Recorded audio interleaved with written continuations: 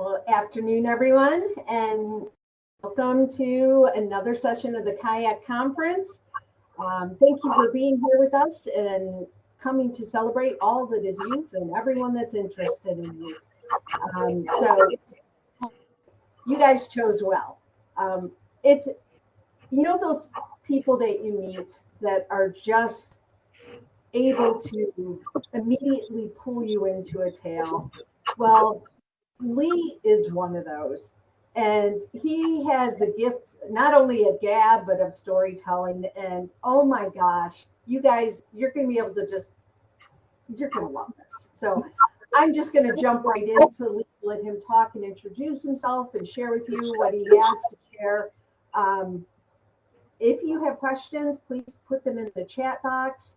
And I'll be monitoring that for Lee. And enjoy, y'all. This is going to be great. Thanks, Lee, for being here.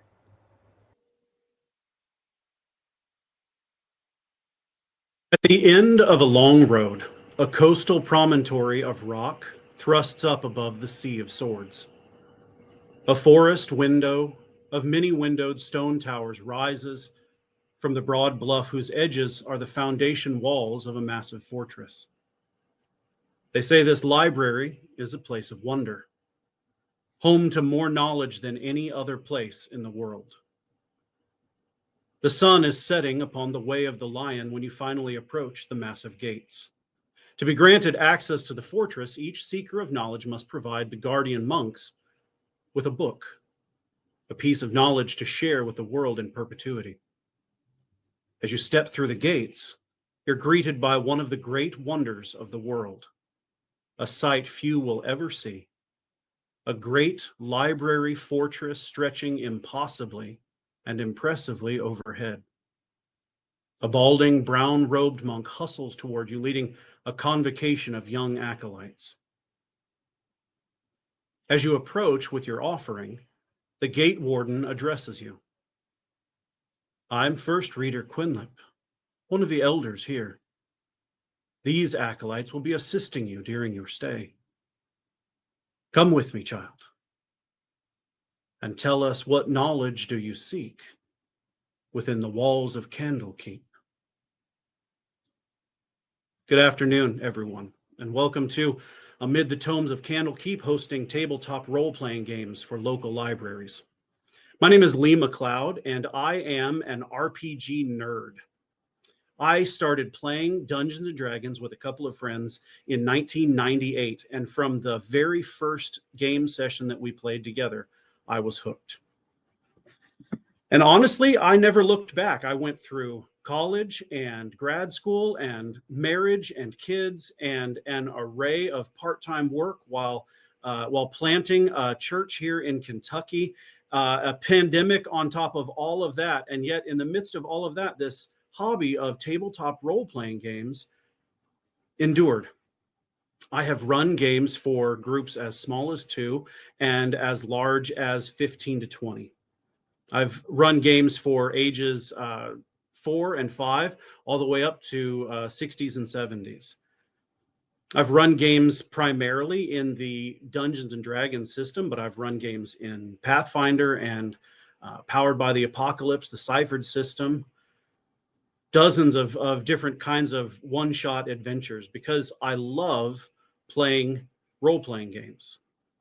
I love the world of fantasy tabletop role-playing games. I love running the games, being a DM, being a storyteller.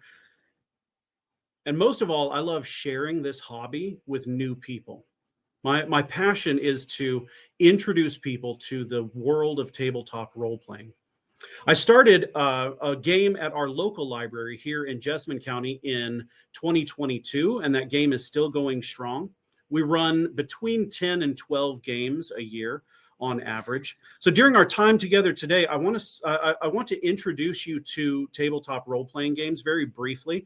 I know that we all come from different backgrounds and different experiences, so I want to make sure that we're all kind of on the same page. So we'll do a crash course on how RPGs work, but then I want to spend the bulk of our time talking about the applications that role-playing games have in the context of the local library. And I want to include some various options for you to use in your own particular context, as well as discuss some caveats. And I built the session intending there to be space for questions. So if you have those questions, please go ahead and put those in the chat window. And as those come up, I will try to address those as quickly as possible. So what are tabletop role-playing games? The first thing I want to do is to demystify how tabletop role-playing games work. So to simplify that down to its core elements, a tabletop role-playing game, or really a role-playing game at all, is an interactive, collective storytelling. That's what we do. When we are gathered together to play one of these games at a tabletop setting, the characters are being played by the players. And so it is a chance for actual people to sit together either in a physical space or in a virtual space and to interact. It creates a kind of unique community that is the kind of community that storytelling is uniquely able to create. It allows us to interact face to face, sometimes with close friends and sometimes with complete strangers.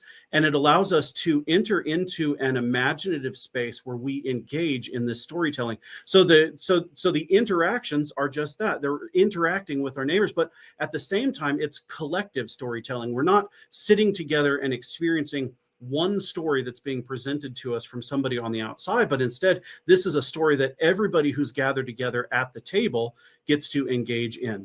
So the way that this typically works is that you have one player who has the role of the narrator. And the role of the narrator is just that. They're going to make sure that the large story arc moves forward. And the narrator is also going to be responsible for refereeing. Because this is a tabletop role-playing game, there are game elements, and everyone has fun when everything is fair. And so we have one player whose job is to make sure that we're keeping track of the rules. Some systems have very complex rules, and the GM has to work really, really hard at that. And sometimes the games are very, very rules light, and it is fast moving storytelling. But there's always one person who takes on that role of running the story for everyone. The rest of the players at the table take on their roles of characters. The characters take actions within the story. They have a certain amount of autonomy, but of course this is within the rule system that everyone is playing with. So the DM begins by describing the story to everyone at the table. The players then react to the story in whatever way that particular game works. And we're going to look at a couple of different ways that happens. And once that's done, then the story reacts to the character's choices. That, in a nutshell, is how all tabletop RPGs work. The DM describes the story, the players react to the story reacts to the character's choices, and we just go back and forth continually from that point on. So we begin by creating characters. Now, the players at the table are responsible for assuming the role of a particular character. The characters are designed to fit within the context of the story. Now, in a library setting, we'll talk about this in just a little bit, but in a library setting, sometimes people come with their own ideas, and we, as the folks that are running the game and facilitating the experience, have to be a little bit more flexible maybe than we would if we were having a fixed game among friends in our homes. But the characters that they create are designed to fit within the context of the story. Now, the way that those characters are put together is going to vary a little bit from one system to another, and that's perfectly normal. But what is generally true across the board is that the characters are going to be some combination of physical and mental attributes, and these are represented usually by numbers on a page. We have a piece of paper in front of us, or we'll have an online document that is shared among the players and the DM, but we have numbers that will represent physical and mental attributes, and then there may be other traits that they have. They may have special skills, or they may have special jobs. They may have a background, or they may have the ability to access magic, or maybe they're tech-minded, or perhaps they have special species or racial traits from the communities that they come from. They will include all of those things together, and sometimes those are called class abilities, or sometimes they're called archetypes. All of those things together are simply there to help us in that act of collective storytelling. They give us details for the character that we're going to play so that we can interact appropriately with the world that the story creates around us. Alongside of those, there usually are story-related connections, and that helps the people who are playing connect to the larger story that we are telling together as a group. Now, as the story moves forward, I mentioned that the story happens and that the players react to it and that the story reacts to the players' reactions. The way that we adjudicate those reactions in a tabletop role-playing game is by rolling dice. Almost always, there's going to be some kind of dice that are being rolled. The image that you have in front of you right now is a typical array of dice for a tabletop role-playing game like Dungeons and Dragons. So just as a jargon check, whenever we talk about dice in a role-playing game, we get tired of saying the word dice and die over and over and over again. And so we just cut all of the letters except for the D away. So we will talk about this, the system of Dungeons and Dragons as being a D20 system, which means that we have a 20-sided die. The D stands for the dice, and then the number tells us how many sides. So a 20-sided die gives us an array of numbers between 1 and 20. If I ask for a character to roll a D6, they're going to roll a standard 6-sided dice. In a typical dice array, we have a 20-sided dice, a 12-sided dice. We have 2 10-sided die. Because we will use those sometimes to roll percentages or turn them into a 100-sided die. We have an 8-sided die, a 6-sided die, and a 4-sided die. But in a normal game of Dungeons and Dragons, the 20-sided die is the die that you're going to use almost all of the time. When you roll the dice, your character sheet will have modifiers that are added to that dice. And then the DM, as the referee, will compare that dice result to a target number. And if it succeeds, then they will narrate that success to the people at the table. If it fails, they will narrate the failure to those people who are at the table. And then the story moves on from that point. This is what I mean when I say that the players react to the story reacts to the players. Now, what I just described oftentimes will happen in role-playing games where people are fighting monsters, but those same mechanics can be used for people trying to convince a politician to do something that they want to do, or to hack into a computer system, or to make sure that their starship plots the correct course through the meteor field. All of those different options are available. The mechanics of it are what I'm interested in. I want us to make sure that we're all kind of on the same page with how all of those individual mechanics work. So let me give us just a couple of quick practical examples so that you guys can see exactly what I'm talking about.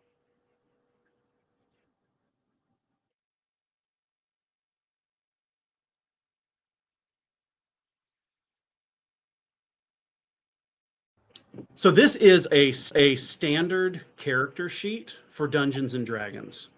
You can see that the character tells us at the top what the character's name is, what the character's class is. If you look at the left-hand side of the character sheet, you can see where the character's attributes are.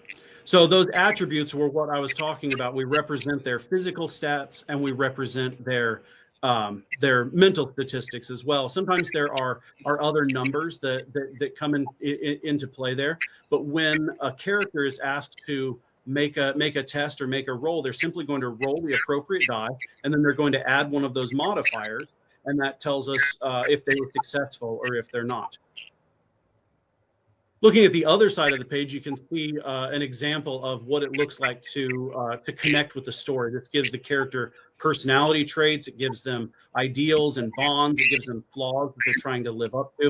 So this is just an example for us of what the character sheet looks like.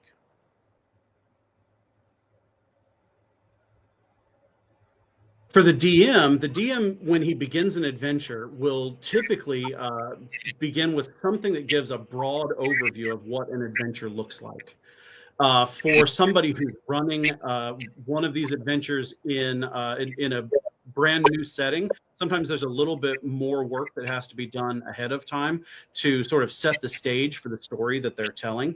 But you can see this sort of block of red text over to the side gives an introduction, very similar to the one that I gave at the beginning of our lecture. It helps the people who are at the table to get into the space that they have, the mental space, that imaginative space of engaging with the story. And then it begins by giving them some additional resources that they can use in order to continue telling the story. I'm going to scroll down to the next page because this gives us an example of what some of that text also looks like within a specific context. So as somebody is running the game for everybody at the table, the DM will also have descriptions of individual rooms that they might be moving through. In this case, this is a haunted mansion adventure that I ran for my daughters and some of their friends recently. And in this mansion, they found the Dark Lord Shrine, and they're moving through that. But it tells us what happens when they get in there. So it not only gives them text, but it tells the DM if they do this, then in this case there are some shadow monsters that are going to come after them, or what kind of test they need to roll if they want to try to find a concealed door. So this is what I mean when I say that this is collective storytelling. The GM or the DM or the game master, the person who's running the game, is there to create a larger setting for everyone to use. And once that setting is established, then the players have a response. They have some kind of a reaction to what they've seen or what they've heard. And then the story reacts to that. So it's a constant back and forth, collective, collaborative, interactive storytelling.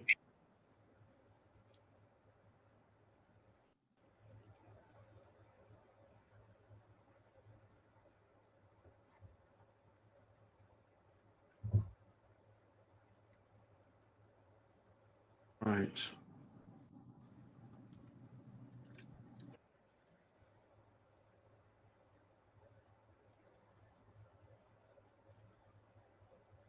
Did you get it?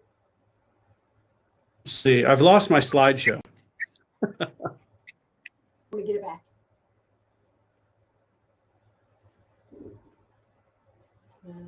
Page where you were. Oh, the practical examples. That's where you are. There you go. Oh, perfect. Thank you. So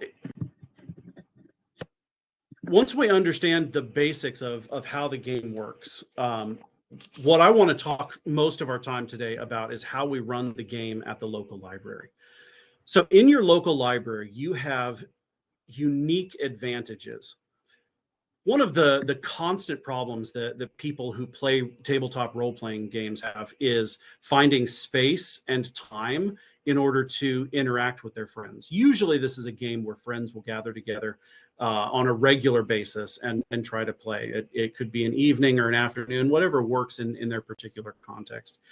But what often happens is you have people drop out. You have some problem with the space that you're normally meeting in, and there's so much instability in those one-on-one games. The advantage that you have at offering a game in a library is that you have dedicated space within the library that you can use for those particular games. It could be a meeting room, or it could be a table out in one of the common areas.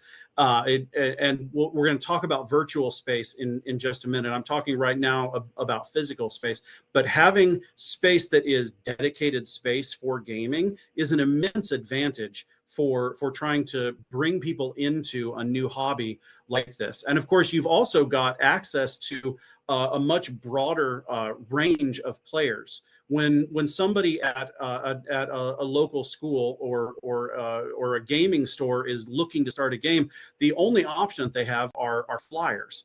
But in the context of a library, you have newsletters or other periodicals that you publish. You have web-based resources, whether they're posting on Facebook or directly to the library site, or sharing things on Instagram. There is a way of publicizing the upcoming events that other players just simply don't have access to. And then, of course, there are unique resources that are available in a library setting. You're able to to keep rule books on hand so that multiple people can come to use the space for gaming. There are also specific resources that are available for libraries, for educational institutions, and for nonprofits, and we'll talk about some of those resources in just a little bit. But I want to say that because there are unique advantages that the library has in offering space for people to come together to interact with the library programs, to find space within their local community, to meet new people, to try experiencing a new kind of hobby. But along with that, there are some unique challenges in the library environment. And I'm speaking now just as having run a D&D game at a library for a couple of years now. And one of those is attendance. Like with most programs in the library, there's a lot of instability or flexibility maybe in the way that attendance works.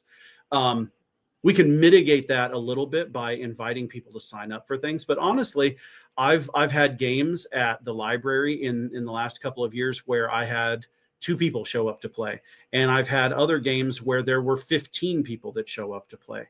And so the person who's running the game in the context of the local library needs to be aware that there can be a big difference, a huge swing in attendance numbers from one game session to the next. Now there are ways to deal with that particular issue, and we're going to touch on a few of those.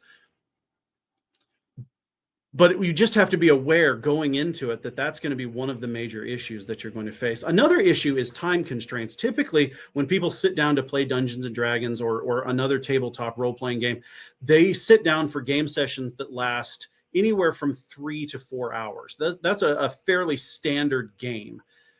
In a library context, you could be hard-pressed to carve out a common space for that period of time.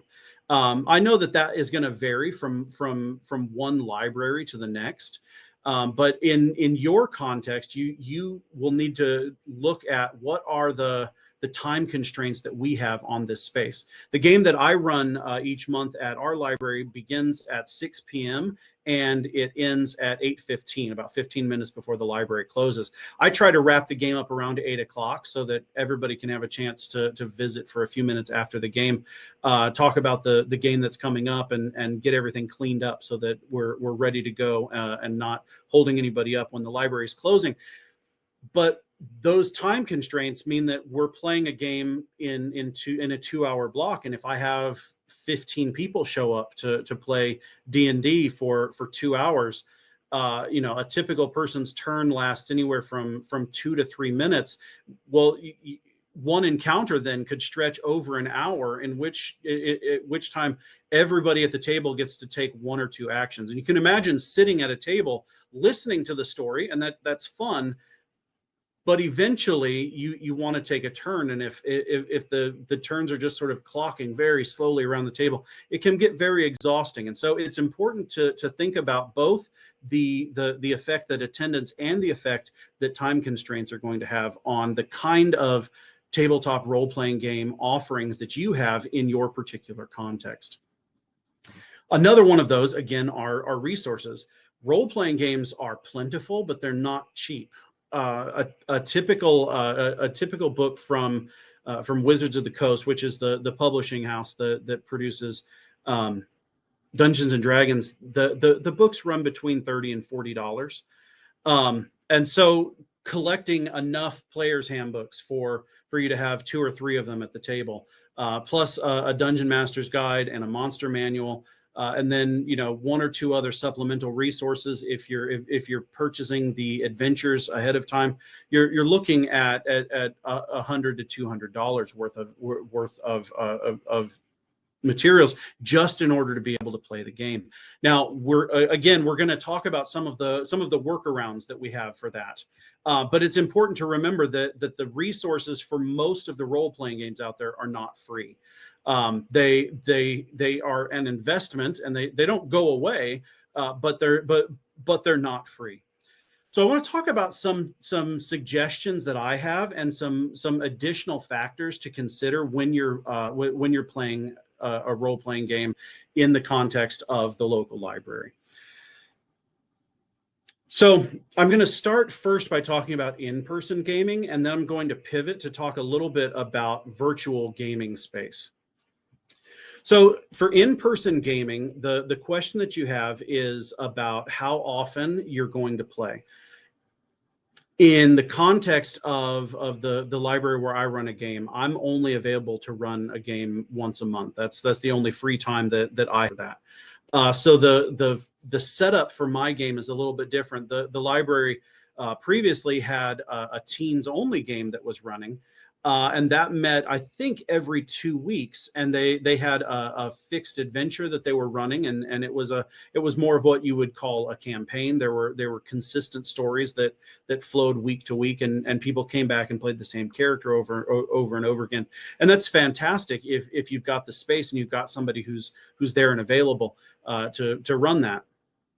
The other thing is having a dedicated location, making sure that people know that when they come to the library to play, they're going to have space that is set aside specifically for them. In our case, there's one conference room that we have almost every time that we meet. Every once in a while, there are programming overlaps, and that happens. We just have to be a little bit flexible there, but having a fixed date so that it's reliable. If you're playing every 2 weeks, make sure that people know that it's every 2 weeks, and advertise it as happening every 2 weeks. The same thing with the location. Make people aware this is going to happen at the table on this end of the library. This is going to happen in meeting room 3. Whatever that looks like in your own context. The experience of in-person gaming is going to be more effective if people know when it's happening and they know where it's happening. Now, the other question to ask is whether or not in your context it's better for you to have open attendance versus registered attendance. Open attendance obviously is fantastic, and we hate to put boundaries around that and say we can have 6 people sign up, and after that you're going to have to first come first serve. You're going to have to try again the next time around, which we absolutely have to do that sometimes. And this is again one of those situations where you're going to have to decide what works best in your context with the people who are running games for you. For my game, what we do is we invite people to sign up, but we don't have a cutoff, just so that I can contact the folks at the library ahead of time and say, how many people do I have signed up this week? Is it going to be 4 people signed up, or is it 12 people that are signed up? That way, we have enough people that are experienced players that I'm able to pick a couple of the players out ahead of time and let them know, listen, we're going to have 12 people showing up. Would you mind taking one table? And so we run the same adventure, but we do it at parallel tables. So I will usually take the people that are new to D&D because as I said, I love introducing people to the game, but also I've been doing this for long enough that I know how to simplify the rules and leave out the things that are not as complicated. Whereas people that are more experienced in playing, they sometimes in the game, we call them rules heavy. We call it either a rules heavy game or a crunchy game. People that like that really kind of detailed rules oriented game, they can go and do that, but that can bog everything down and be very confusing for people that are new to the hobby. So I'll meet with the people that are new, and we can run the game a little bit faster, and I let one of the more experienced players run a table for people that really enjoy playing that kind of crunchy style of game. The only way that you can make that happen is by making sure that you have some idea that whoever is running the game has some idea of who's going to be there and how many people are going to be there from 1 week to the next. When you are working with the DM, whether you are running the game or whether you have somebody else running the game for you, it's worthwhile to consider whether or not you're going to run what is called a one-shot game, which is a game that's intended to be played out in one setting. So it's a self-contained adventure. People will show up with either their own characters or they'll play pre-generated characters that you have, and they can do one solid experience, and then the next time they come, they've got a brand new story with brand new characters and brand new options. Additionally, you have the option of running a campaign, which is adventures that run consecutively. The stories are connected one to the other, one to the other, and that involves it invites the characters, the players, to invest more in the characters that they're playing.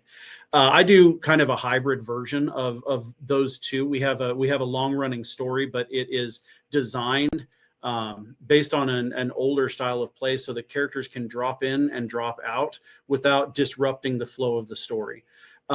Just because there has to be that kind of flexibility within the context of a library. If that was happening at a game that I ran at my house, that would be different. But in a game where I want as many people as are interested to have access to the gaming table, we have to come up with creative solutions, and that's what this presentation is all about. Us working together to find creative solutions for implementing role-playing games in your particular context. Along with that, I'm going to recommend that you go with something that is published. If you have somebody who is an experienced DM and they have an adventure or a campaign that they have invented on their own, run with it. If somebody wants to do that, then that's fantastic. But for somebody who has never run a game or has limited experience running a game, a published adventure has everything that you need in it all together at once. It tells you exactly the kinds of characters that you need. It gives you the rules and where to look those up. Sometimes it will have all of the rules together. The Wizards of the Coast publishes a beginner's box that comes with an abbreviated rule book, and it comes with all of the spells and the details for casting those spells and pre-generated characters, all of the things that somebody needs, all together in one box that you can that you can hand to the DM, and they can sit down at a table and begin running with very little prep time. So it takes some of the burden off the shoulders of the person who's running the game for you. It takes some of the burden off of the players who are showing up who have never done this before. That is a better option for running this kind of a game.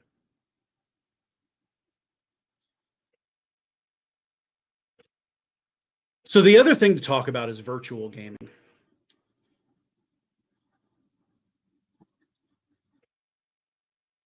Virtual gaming is tabletop role-playing game that happens in a virtual space. There are a number of different resources that are out there in the world for you. I'll show you quickly one of those particular resources that I have used in the past that's been very helpful.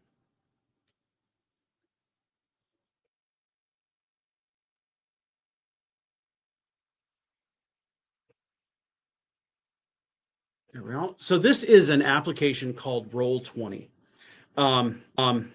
In the file that I've shared for this presentation, I have links there to Roll20 and another version of a VTT that's called Foundry. Both of those are very popular versions of the VTT, which just means a virtual tabletop. A virtual tabletop is a virtual space for you to run an adventure.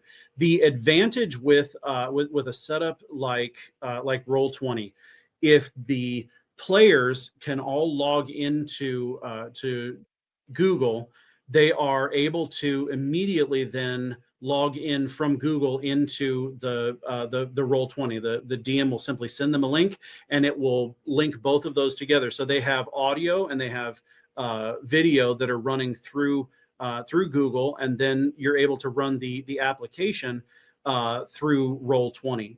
Roll20 is designed for a number of different systems. The example that I have right here is an adventure that I ran. So this is not Dungeons and Dragons. It's a Dungeons and Dragons adjacent game called Pathfinder. But I purchased this. This is a self-contained module, and it has everything that you would need in it. So when the characters, when the players log in, they'll already have their audio and their video up. They'll have a digital example of their character sheet, and those digital character sheets are already linked to the program that we have here. For the DM, on the DM side of the screen, you have access to maps, you have access to images, you have access to all of the statistics that you need for monsters, for NPCs that show up in the game. Those are non-player characters. You also have artwork that you can share back and forth inside the program.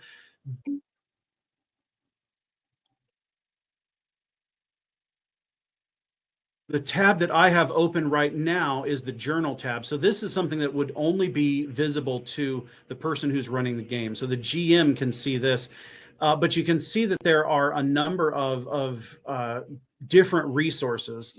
What we're looking at is essentially just an ebook broken up by chapters. But if we click on Martella's Safe House, which if I scroll the map up, you can see we're at the end of the adventure here in Martella's Safe House. When I open up the tab for Martella's Safe House, I, as the DM, not only have a copy of the map with all of the correct rooms associated with the map, but then I've also got all of that information, just like I shared on the screen earlier. It gives me some keywords and some key descriptions for telling the players what it is that they're looking at. It tells me what kind of objects, what kind of treasure, what kind of traps they're likely to find. And of course, I can also pop this window out if I'm using multiple screens. I can move this to another space so that I can still see the map. I can still see what's happening. But what is unique about the virtual tabletop is that not only are the characters able to look at this, but if I zoom in on the map here, the characters who are playing have their own tokens that are on the game board. Now the characters already know how far their character can move, but they're able to pick up their token and move their token around on the game mat. This allows you to literally play the game as a virtual tabletop, as though we were all sitting around a table together. The characters are able to do that. The characters, as I said, also have character sheets that they have access to. And the character sheets that they have are also linked to the chat inside the virtual tabletop. So if Sela, our paladin, decides that she wants to attack the bandit using her longsword, all that Sela has to do is click on her attack action, and the virtual tabletop will already do all of our calculations and give us Sela's target number. She's trying to hit an armor class of 17.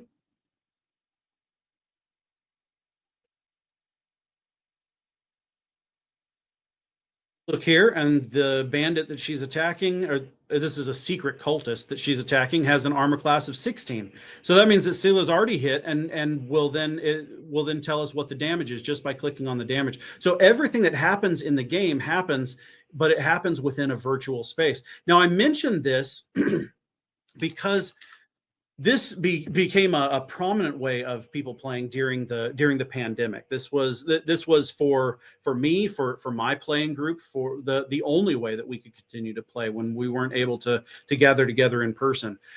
This was a way that people experienced a lot of different kinds of games, systems that they'd never tried before. These are really powerful and effective ways of playing these systems together. The downside to this is that you have some accessibility issues.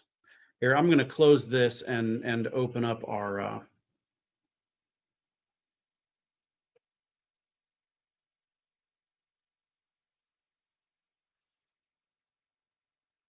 slideshow again.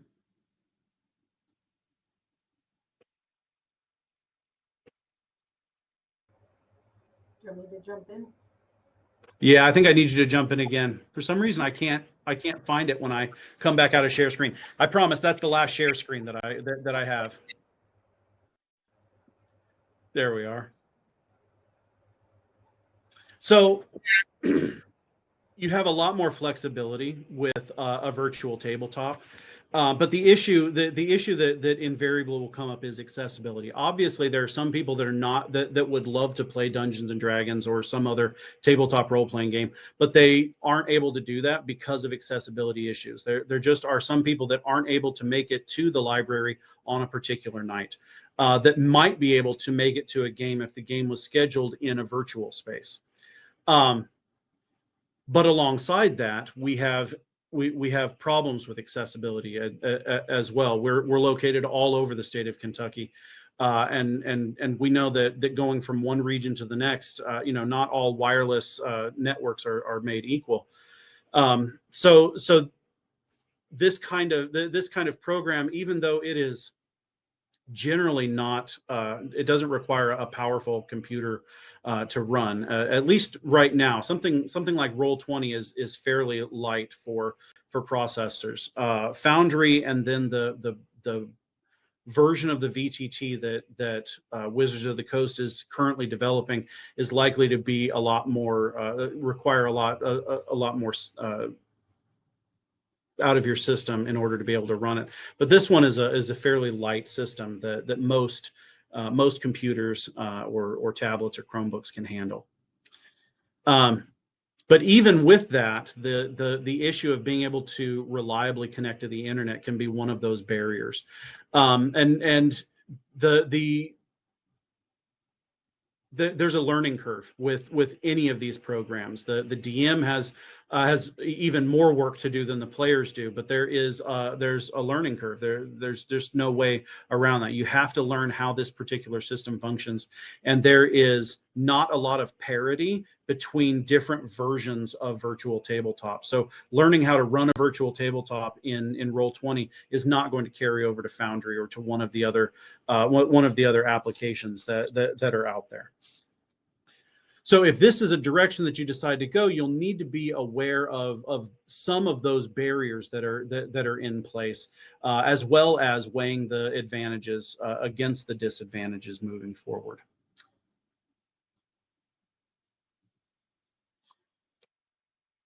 So if you decide that you want to begin a program at your library, one option that is very accessible is D&D Beyond. You've got a link to that website. Now, none of the resources that I'm referencing today are sponsoring this in any way. These are just resources for you to look over. D&D Beyond is sort of an all-in-one stop for playing role-playing games. You set up a subscription through D&D Beyond, and that subscription gives you access to a character builder and a limited e-library. You can purchase electronic copies of rule books and core materials that they will add to your account, and you can use those when you're doing DM sessions. You can use those when you are doing character creation. There is, as I mentioned earlier, a VTT that's in production right now. It's not completed. I don't know when it will be completed. But I know that they are working hard and fast at trying to put something like that together.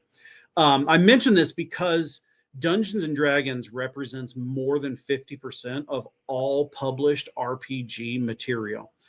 Their fifth edition is sort of the gold standard for what role-playing games look like. In fact, Dungeons and Dragons is so synonymous with role-playing games that I imagine that if we go back through and listen to my presentation today, I may have used Dungeons and Dragons as sort of a catch-all phrase to describe role-playing games. It's just simply that pervasive, and it's everywhere. And people in your context are going to have seen this in the culture around them, whether it was from watching shows or watching the recent Dungeons and Dragons movie. Of course, you can hardly underestimate the effect that Stranger Things has had on the popularity of Dungeons and Dragons. They've got a new season that's coming out next year. People know about Dungeons and Dragons, are being exposed to it and want to get involved. And the strength that D&D has, the D&D Beyond has, is that everything is all together in one place.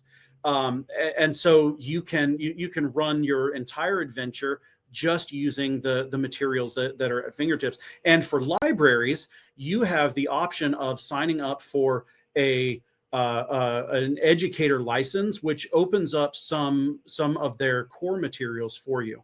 But I don't want it to sound like this is the only option that's out there. The world is filled. The D&D makes up 50% of the market, but the rest of the 50% is worth paying attention to. There are other D20 games like Pathfinder. There are systems that are specifically designed for younger players to get into role-playing games. An excellent one comes from the Monty Cook games, is called No Thank You Evil, that makes the games accessible to kids as young as 6. If you've got children's programming and you've got people that are interested in engaging it in that particular way, there's a whole series of games in every genre that you can imagine that come from Powered by the Apocalypse. There are one-shot games that are designed specifically to be really fast-paced and fun one-time games that you play.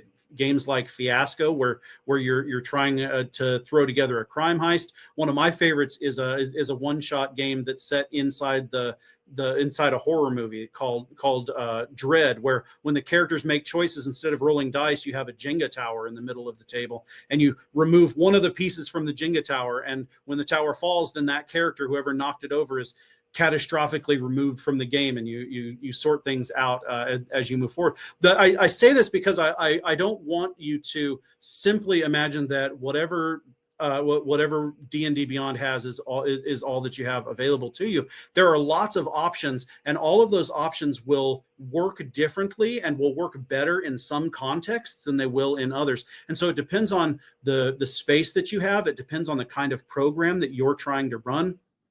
It also depends heavily on the experience and the comfort level that the person who's going to be running the game has. All of those are things that you need to consider as you are preparing for a tabletop role-playing game experience in your library. Now, as I said at the very beginning, my passion is to see this game expand and to continue expanding. So if there is some way that I can help you get a game started in your community, please reach out to me. The presentation PDF that goes along with this has my contact information, and I would love to talk with you about your particular environment and share some ideas or thoughts that you might have.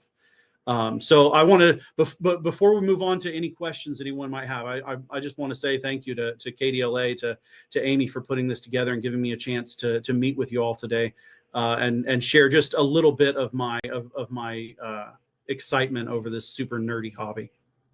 So does anybody have any questions, anything that I can address? I know we're kind of right at time now. I didn't see any questions come through. I wonder if you could speak a tiny bit about community response.